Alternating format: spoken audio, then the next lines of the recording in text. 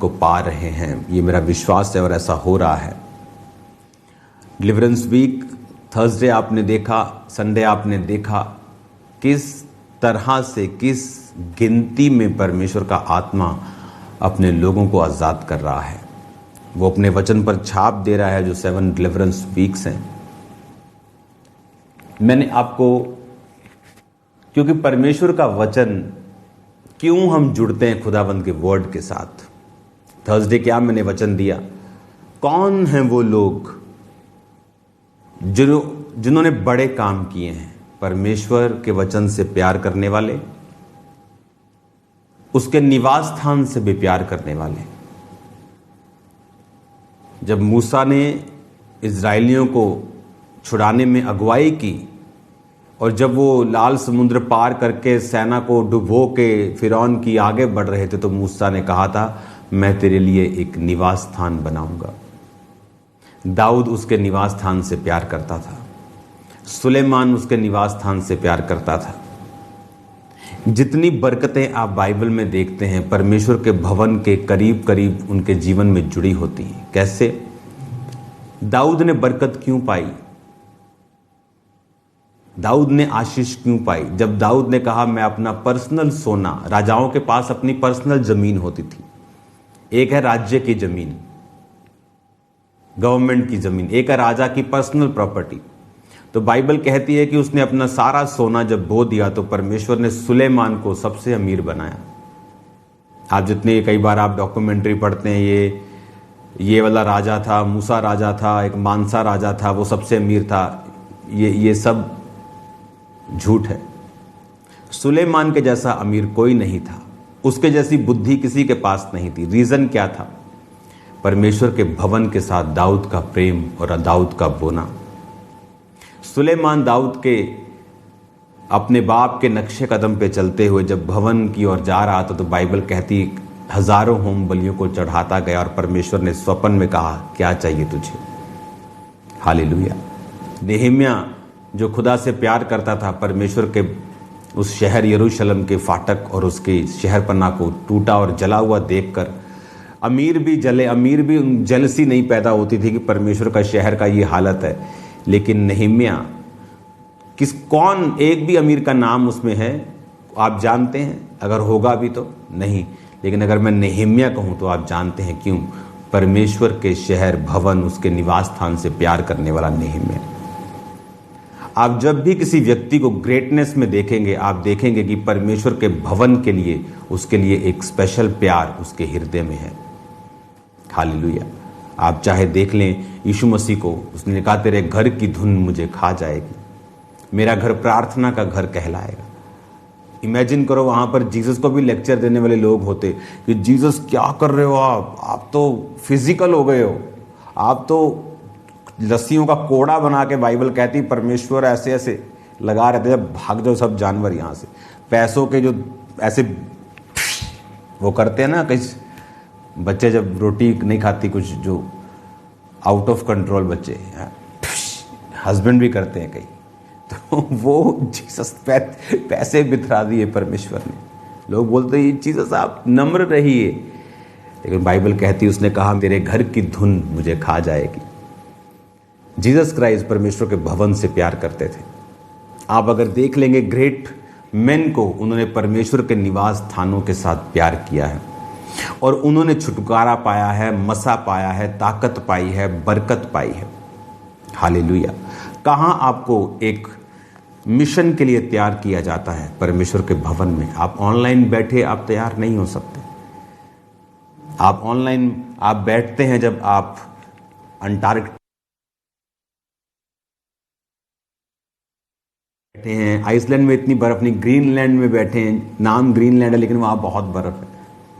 आप -40 में बैठे हैं, कहीं आ जा ही नहीं सकते, आप फौज में हैं, आप ग्लेशियर के ऊपर बैठे हैं, आप नहीं जा सकते कहीं। उनके लिए ऑनलाइन मीटिंग है, उनके लिए नहीं जो आलस के मारे, गर्मी है, सर्दी है, बर्फ पड़ गई, बारिश आ गई, बेटे का पेपर है, उन लोगों के लिए बरकत नहीं है। मैं आपको सच्चाई ही बताऊंगा, क्योंकि चाहे आपको अच्छा लगे ना लगे, ये आप पर है। क्योंकि वचन अगर हम खा लें तो बाइबल कहती तेरे मुंह में ये कड़वा तो लगेगा पर अंदर जाकर मीठा हो जाएगा। अगर हम सच्चाई को ग्रहण कर लें एक बार कि परमेश्वर इमोशनल नहीं है, वो आज भी उन लोगों को ग्रेट बनाता है जो उसके भवन से, निवास स्थान से प्यार करते हैं। जब मूसा ने ये बात बोली थी कि मैं तेरे नाम का निवास स्थान बनाऊंगा, तो कोई भी व्यक्ति पहले इस तरह की बात उसके मुंह से नहीं निकली थी। ये मूसा के लिए एक प्रोफेटिक वर्ड था।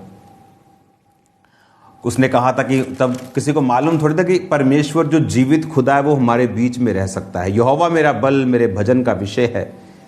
निर्गमन 15 उसकी 2 आयत। वह मेरा उद्धार भी ठहरा, मेरा परमेश्वर वही है, मैं उसकी स्तुति करूंगा, मैं उसके लिए निवास स्थान बनाऊंगा। मेरे पूर्वजों का परमेश्वर वही है, मैं उसको सराहूंगा। और अगर आप बाइबल में ध्यान से आप चेक करें तो जब निवास स्थान परमेश्वर ने उसको बनाना स्टार्ट किया, जब आप उसे पढ़ते हैं निर्गमन 25 उसका 26 उसकी 27 आयत में जब आप पढ़ते हैं, 28 में भी कुछ हैं, तो जब आप इन चीज़ों को पढ़ते हैं आप देखते हैं कि परमेश्वर ने कितना बारीकी के साथ परमेश्वर के भवन को बनाने की आज्ञा दी और कितना परमेश्वर अपनी चीज़ों के लिए सेंस चाहता था कि लोग रखें कि जब वो मेरी चीज़ों को बनाएं या मेरी प्रेजेंस में आए। अब अगर आप देखें जो संदूक परमेश्वर ने बनाया था, जस्ट मैं आपको एक चीज परमेश्वर का हार्ट बताता हूं, परमेश्वर का दिल बताता हूं कि वो कैसा था। क्योंकि जैसे ही हम अपने हृदय को परमेश्वर के वचन के अनुसार कर लेते हैं, हम उसको ढालना स्टार्ट करते हैं, हम परमेश्वर की समझ को पकड़ लेते हैं, उसकी सेंस को पकड़ लेते हैं, सिस्टम बना लेते हैं कि आत्मा में परमेश्वर ऐसा है, तो एक्चुअल में आपकी लाइफ में जो है वो बरकतें शुरू होती हैं। परमेश्वर आपके कामों को करना शुरू करता है, वो चीज़ों को हल करना शुरू करता है। हालेलुया। अब जब परमेश्वर वाचा का संदूक बनाने के लिए मूसा को कह रहा था, और किसको बताया परमेश्वर ने कि आ मैं तुझे नमूना दिखाता हूं, तुझे किस तरह का भवन मेरे लिए बनाना है, किस तरह का निवास स्थान तंबू में मेरा होगा। किसको बताया परमेश्वर ने? मूसा को, जिसने अपने मुंह से कहा था कि मैं तेरे लिए एक निवास स्थान बनाऊंगा। हालेलुया। उसने कहा मांगो तो दिया जाएगा, तू जो कुछ मांगेगा मैं उसे तुझे दूंगा। हालेलुया। मेरे मन की इच्छा थी कि एक दिन मैं जो चर्च होगी वो किलोमीटर्स में होगी।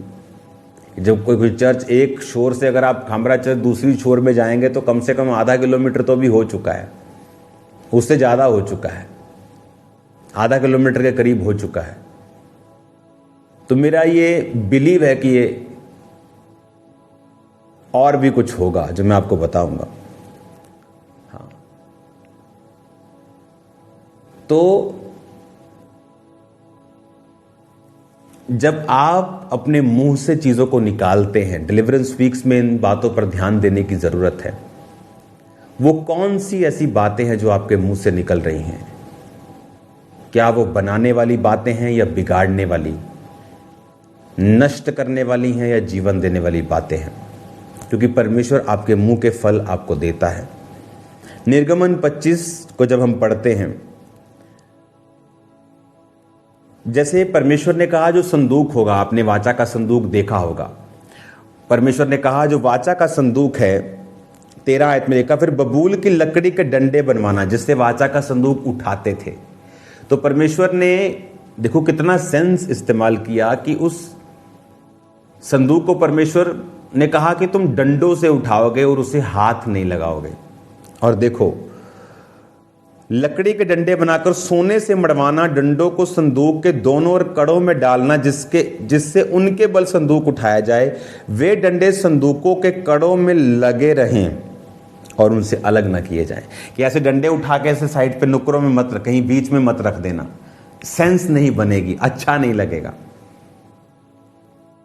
जब परमेश्वर ने, अगर आप इसको पढ़ेंगे जो मैंने आपको 3 बाब बोले, जब पीतल परमेश्वर ने होदी को बनवाया था, बबूल की लकड़ी की होदी, ताकि वो उठाई जा सके, और उसके बाद उसको पीतल से मड़वाना और सींग, 4 सींग बनवाना और 4 सींग एक ही टुकड़े के हों, ताकि जब तुम आगे जाओ तो वो एक ही टुकड़ा उठाना पड़े, अलग अलग टुकड़े ना हो। देखो सेंस, देखो परमेश्वर की, अपने भवन के लिए भी परमेश्वर का प्रेम देखो, और परमेश्वर की जो एक बहुत बड़ी दूरदृष्टि थी और विजन था उसको भी हम देखें कि किस तरह से परमेश्वर ने कहा कि जो याजक वस्त्र पहने उसके साथ वो लेगिस पहने। जैसे लेडीज लोग डालती है ना लेगिस, लेगिंग बोलते हैं, कुछ भी बोलते हैं, उन्होंने कहा वो जंघिया बनाना, हिंदी में लिखा है, ताकि जब वो वस्त्र पहने हुए मेरे भवन में आए और भवन में सेवा का काम करें तो नीचे से उनकी टांगें भी नंगी दिखाई ना पड़े, वो पवित्रताई में रहें। परमेश्वर इन चीजों से मालूम होता है वो कितना सेंसिटिव परमेश्वर है कि डंडे अलग मत कर देना। जब तुम मेरा दीवट बनाना, 7 दीपक जिस पे थे, तो उसे एक ही टुकड़े से बनाना, यह भी लिखा है। तो एक ही टुकड़े से जब तुम उसे बनाओ, जब आप निर्गमन 25, 26, जब आप 27 जब आप पढ़ते हैं, लिखा 31 आयत में 25 की, चोखे सोने की दीवट बनाना, सोना ढालकर वह दीवट पाए डंडी सहित बनाया जाए, पुष्प कोश, गांठ और फूल सब एक ही टुकड़े के हों। पता है क्यों? अगर उन्हें जोड़ा है तो वो जोड़ कभी ना कभी निकल सकता है, तो कितना गंदा लगेगा कि वो एक ही टुकड़ा हो गया। अगर रखते वक्त, उठाते वक्त कि वो कहीं नॉनसेंस ना हो। परमेश्वर के भवन में इतनी रेवरेंस के साथ, इतने भय के साथ परमेश्वर ने हमें चलने के लिए बोला, और इतनी सेंस के साथ। क्यों? क्योंकि हमारी बरकतें जो हैं वो परमेश्वर के घर के साथ जुड़ी हुई हैं। हालेलुया। आज जब कर्जे के डिलीवरेंस के ऊपर प्रीच हो रहा है, ये बात सुननी और समझनी जरूरी है कि हमें परमेश्वर के भवन के साथ, परमेश्वर के साथ प्रेम करना। उसने कहा अगर तू मुझे प्रेम करे, मेरी बातों को चित्त लगाकर सुने और इनकी माने, तो तू बहुत सी जातियों को उधार देगा, लेकिन तुझे उधार लेना नहीं पड़ेगा।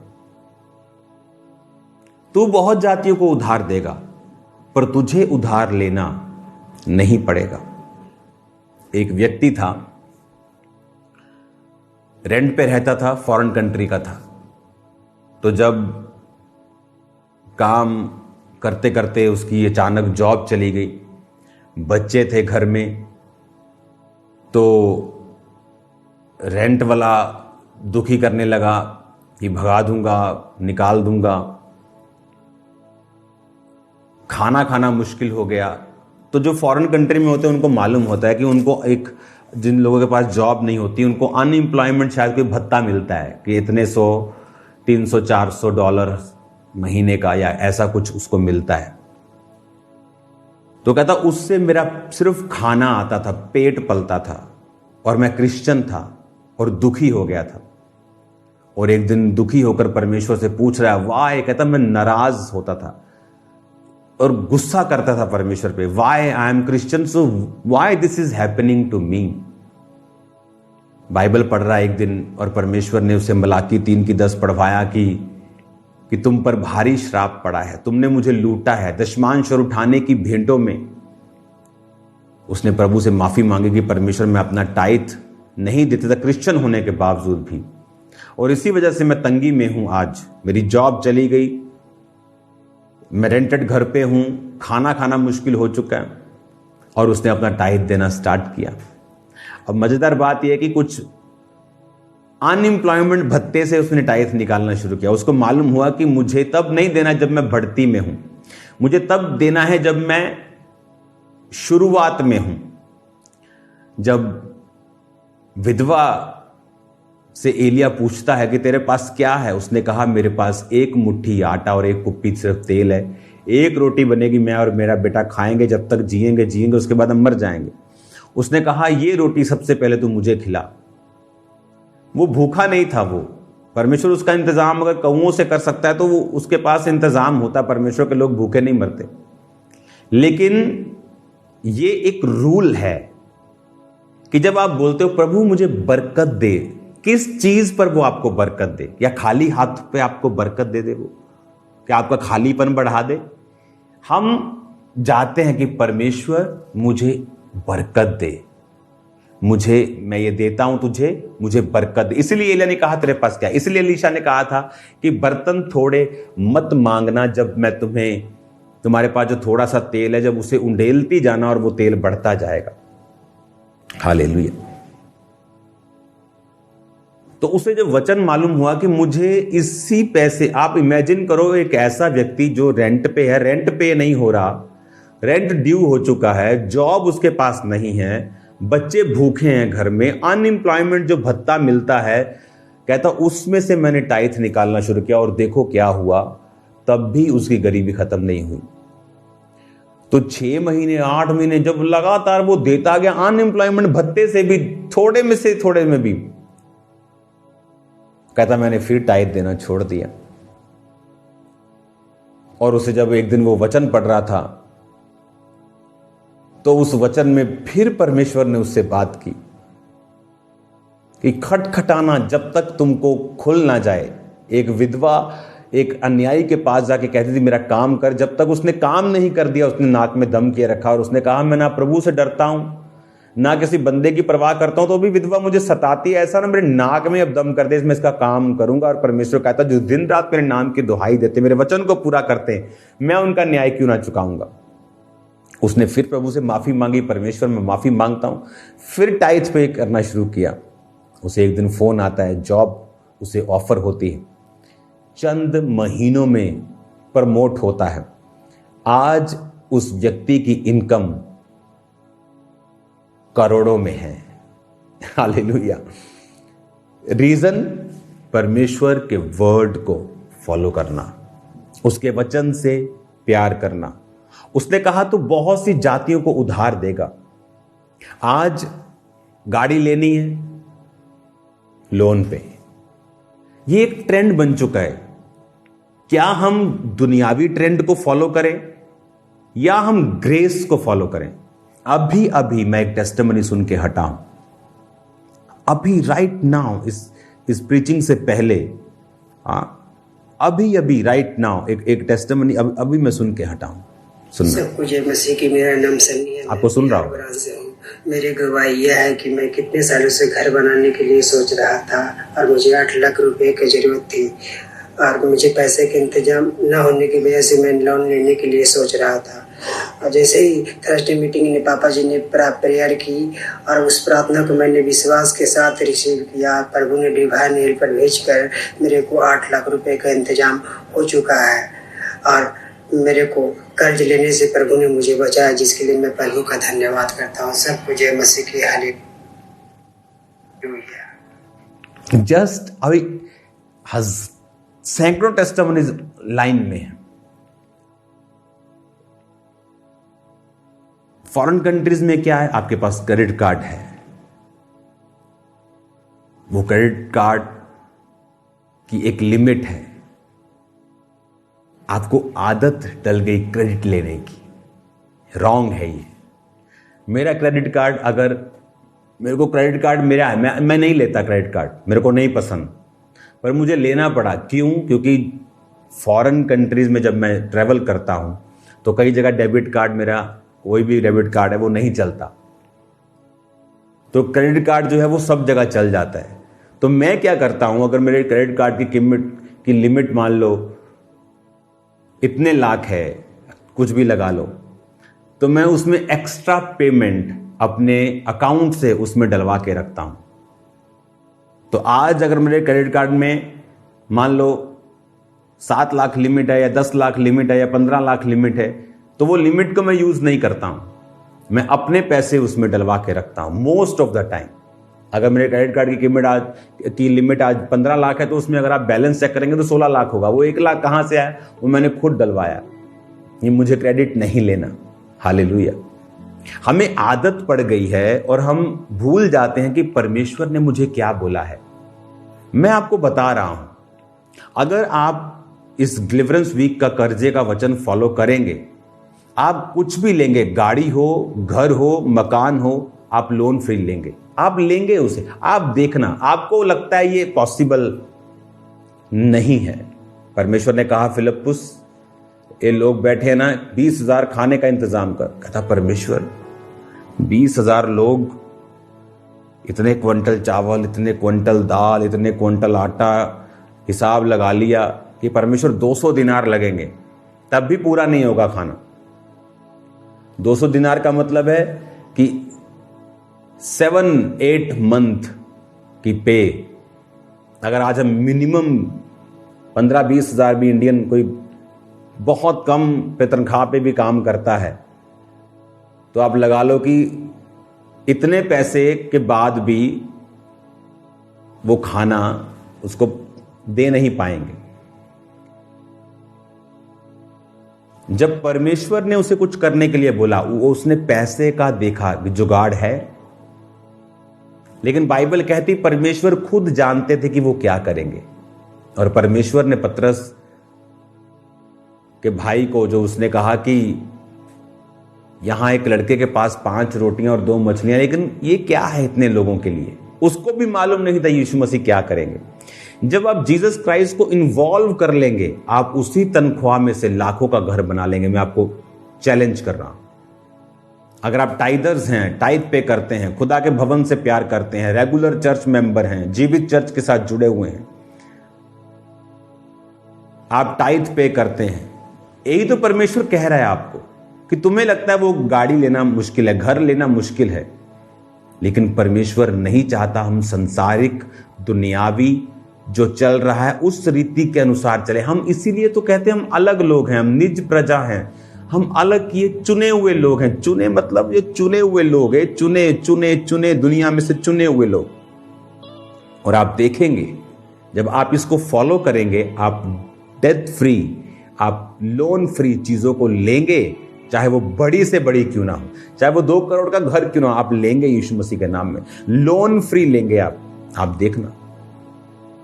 लेकिन जो मैंने वर्ड्स आपको दिए हैं उनको फॉलो करना, खुदा से प्यार करना, आप सेम नहीं होंगे यीशु के नाम में। हालेलुया। आज जो कर्जे के नीचे है, आप पे ले हैंड होगा। एक बॉल पर ऑयल डालकर उस पर प्रेयर हो चुकी है और वो उसी से आप पर ले हैंड होगा। हालेलुया। तो चर्च लीडर्स आप पर प्रेयर करेंगे उस ऑयल से, और आप अगर इन वचनों को जो थर्सडे संडे मॉर्निंग इवनिंग बताया गया, आप इसे फॉलो करते हैं, आप डेथ फ्री होंगे, कर्जा फ्री होंगे इन जीसस नेम। और आप अपनी टेस्टिमनी इस नंबर में मुझे भेजेंगे जो आपकी स्क्रीन पे आ रहा है कि मैं आपको बता रहा हूं सुपरनेचुरली, ये मैं आपको प्रोफेटिक वर्ड दे रहा हूं, आपकी डेथ कैंसलेशन हो जाएगी, जो कर्जा है वो कैंसिल हो जाएगा। मैं आपको बता रहा हूं, कैसे होगा ये मुझे मालूम नहीं, लेकिन हो जाएगा। आप इस वर्ड को फॉलो कीजिए, खुदावंद आपके साथ। अपने हाथों को उठाओ। Thank you Jesus. खुदावंद तेरे नाम की बरकत, तेरे नाम की आशीष इन पे हो। जब ये प्रार्थना को रिसीव करे, ले हैंड को रिसीव करे, सेम ना रहे, बड़ी गवाहियों के साथ वापिस आए। मैंने आशीषित घोषित करता हूं यीशु मसीह के नाम, तेरी बरकत इन पे हो यीशु मसीह के सामर्थ्य नाम में, सेम ना रहे।